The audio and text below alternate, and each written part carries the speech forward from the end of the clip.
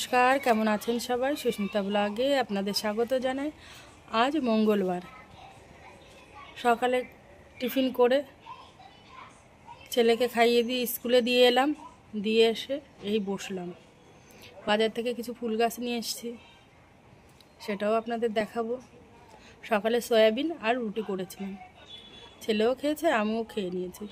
এসে মেয়েদেরটায় পরীক্ষা দিতে যাবে যেহেতু, ওর জন্য একটু ভাত বসিয়েছি। ওকে খাইয়ে পাঠিয়ে দিয়ে তারপরে আবার দুপুরে রান্না জোগাড় করব।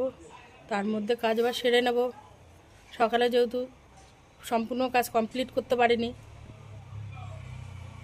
বাসন মাজা, স্নান, টুকটাক কাজ, সম্পূর্ণ কাজ তো আর দেখাতে পারি না আপনাদের। চেষ্টা করব যতটুকু পারি দেখানোর। তো পরে দেখা হচ্ছে কি রান্না করব না করব।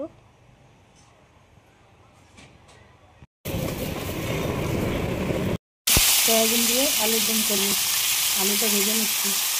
নতুন আলু নিয়ে এসছে, আলুটা আগে ভেজে নিই।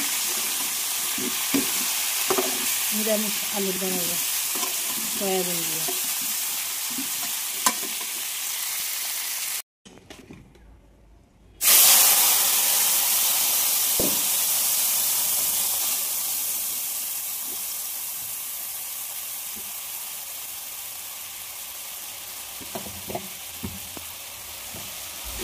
মশলা দিয়েছি জিরা, কাঁচা লঙ্কা, শুকনো লঙ্কা আর টমেটো, 3টে পিষে দিয়েছি, একটা গোটা দিলাম কেটে। আদা দিয়েছি, হলুদ, লবণ।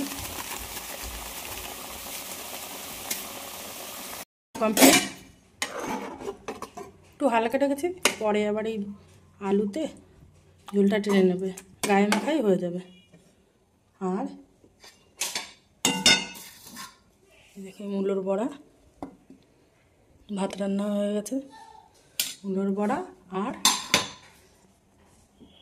সয়াবিন দিয়ে, নতুন আলু দিয়ে নিরামিষ আলুর দম করেছি।